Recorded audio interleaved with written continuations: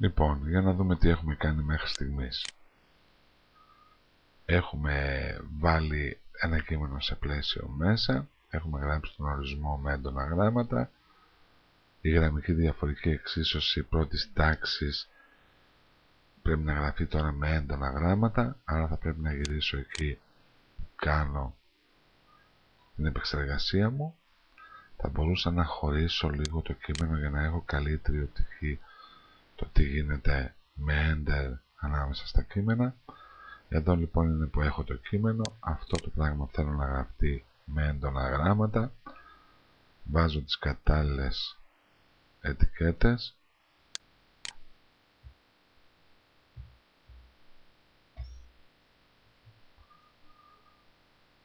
επίσης θέλω για την επίλυση της εξίσωσης αυτή βρίσκεται σε άλλη γραμμή, ούτως ή άλλως βρίσκεται γιατί είναι έξω από τον πίνακα, οπότε υποχρεωτικά αλλάζει γραμμή, αλλά αυτές οι γραμμές θέλουμε να είναι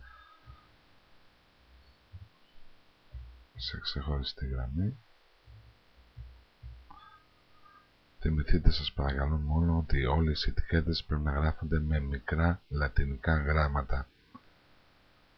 Και το έτσι έχουμε είναι, θα μπορούσαμε να αφήσουμε και δύο γραμμές αν θέλαμε, βάζοντας δύο φορές την ίδια ετικέτα.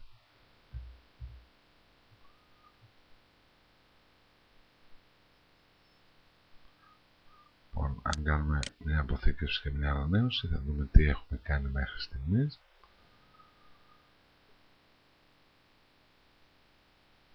Με τον ίδιο τρόπο η λέξη εφαρμογή είναι από κάτω με έντονα γράμματα.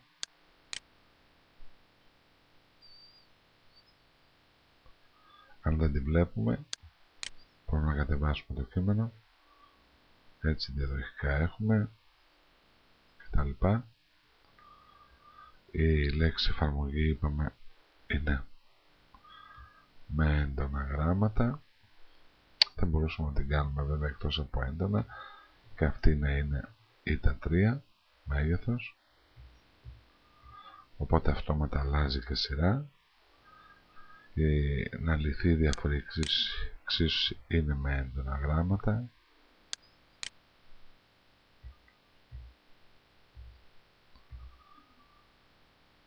Θα γράψουμε μετά ποια είναι η διαφορική που θέλουμε να λύσουμε. Η λύση βρίσκεται σε άλλη σειρά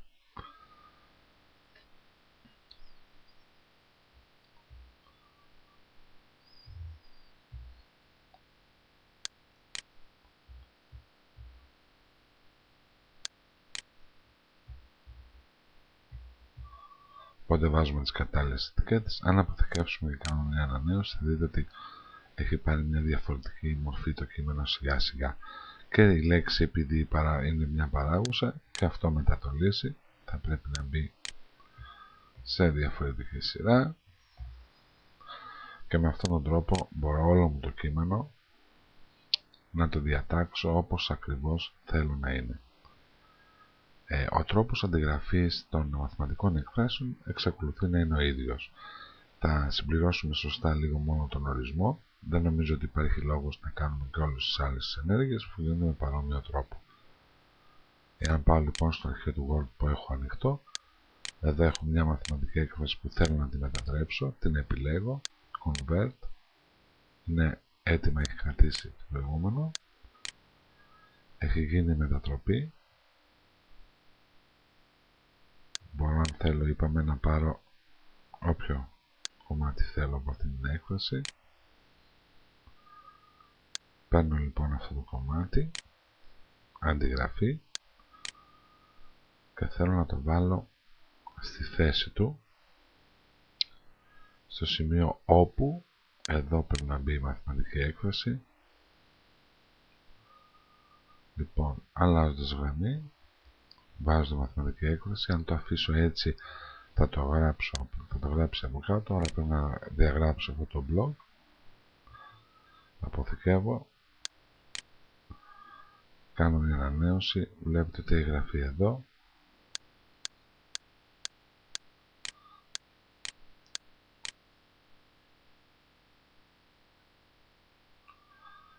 Απλώς αντέγραψα για τη λέξη όπου 2 φορές, για αυτό το λόγο βγήκε εκεί.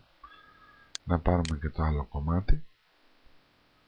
Είναι μια άγνωστη συνάρτηση και α και β συναρτήσει του χ. Με τον ίδιο τρόπο, αν επιλέξω λοιπόν αυτό, convert equation,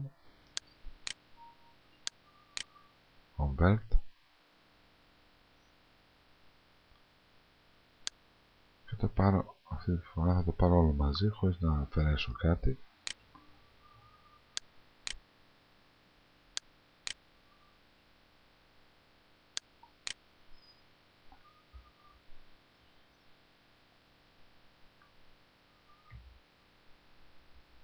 Ας μην ξεχάσουμε ότι πρέπει να σβήσουμε το display block για να γραφτεί στην ίδια σειρά. Και με τον ίδιο τρόπο να πάρουμε και αυτό το β'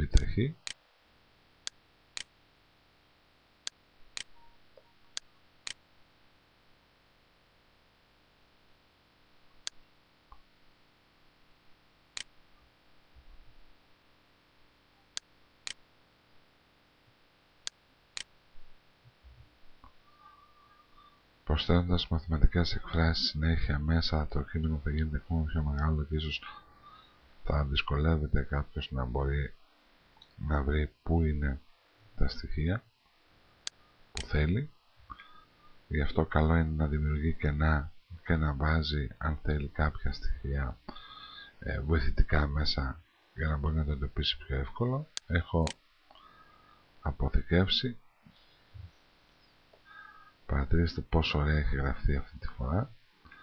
Βέβαια να πούμε ότι η διάταξη μιας HTML σελίδας δεν είναι η ίδια με μια διάταξη σελίδας του Word που έχει συγκεκριμένο μέγεθος. Παρατηρήστε πως η δικιά μας η σελίδα που είναι δυναμική, αλλάζοντας το μέγεθός της, αυτόματα αναπροσαρμόζονται και οι σειρές της. Να δούμε τώρα σαν τελευταίο πως μπορώ να εισάγω και την εικόνα μου μέσα σε αυτήν την σελίδα. Η εικόνα μου λοιπόν ξεκινάει ταυτόχρονα από τη φυσική γνωρίζουμε. Άρα λοιπόν θα πρέπει να πάω μέσα στον κώδικα μου. Πριν λοιπόν από το φυσική γνωρίζουμε, θα βάλουμε την ετικέτα που εισάγει εικόνες, που είναι η image. Θα πρέπει να προσδιορίσω ποια είναι η εικόνα μου. Αν θυμηθείτε, αυτή την έχουμε κάνει αποθήκευση στην αρχή αυτής της παρουσίασης. Ονομαζόταν image002.gif. Και επίσης θέλω να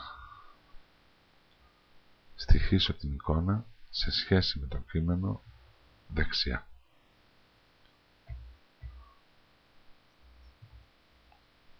Αποθηκεύω. Αν ζητήσω ανανέωση, μου λέει ότι έχω κάνει κάποιο λάθος εδώ πέρα. Για να δούμε λίγο. Δεν έχω βάλει εισαγωγικά στο GIF. Εδώ είναι το λάθος. Άρα λοιπόν αυτό είναι το πλεονέκτημα που μας παρέχει μια XHTML σελίδα. Εάν υπάρχει συντακτικό λάθος μέσα στις ετικέτες, αυτομάτως εμφανίζεται το λάθος. Αποθηκεύοντας λοιπόν και ανανεώντας τη σελίδα μας, θα δούμε ότι η εικόνα έχει έρθει σε αυτό το σημείο δεξιά, όπως ακριβώς του είπα ότι θέλω να κάνει, και το κείμενο αναδιπλώνεται δίπλα στην εικόνα. Εάν κάποιος θα ήθελε να κατεβάσει το κείμενο προφανώς σε αυτό προς τα κάτω, αυτό που λέει για να προσδιορίσουμε, θα μπορούσε να βάλει περισσότερες αλλαγές γραμμών. Δεν κατεβαίνει η εικόνα κρατάει σε αυτό το σημείο. Δηλαδή, αν πάω εδώ, αυτό εδώ, και βάλω για παράδειγμα 5 αλλαγές γραμμών, γιατί έτσι θα ήθελα να το κάνω, και αποθηκεύσω, τότε αυτόματα η σελίδα μου, προσέξτε λίγο πως η εικόνα δεν κατεβαίνει, έχει συγκεκριμένο μέγεθος, έχει πιάσει αυτό το χώρο, έχει κατέβει όμως το κείμενο όμως κάτω από την εικόνα. Ένας άλλος τρόπος να βάλω μία εικόνα μαζί με κείμενο μαζί ήταν να βάλω έναν πίνακα, ο οποίος αποτελείται πιθανόν από μία ή περισσότερες γραμμές και οπωσδήποτε δύο στήλες. Στην αριστερή στήλη να έβαζα το κείμενο αυτό που ήθελα μέσα στον πίνακα και στη δεξιά να τοποθετούσα την εικόνα. Συνήθως η προβολή εικόνων και κειμένου γίνεται με πίνακες για να μπορώ τα αντιμετωπίζω όλα σαν ένα νέο σύνολο, που σημαίνει τι? Κοιτάξτε λίγο τι θα γίνει εδώ. Εάν κάνω αναπροσαρμογή εγώ του κειμένου αυτού, βλέπετε ότι εδώ τώρα πλέον δημιουργείται αυτό το κενό που έχω βάλει αυτά οι αλλαγές γραμμών. Εάν το είχα σε πίνακα όμως και ήταν αυτό κολλημένο κάτω ακριβώς, αυτή τη στιγμή δεν θα δημιουργούνται αυτό το κενό που βλέπω.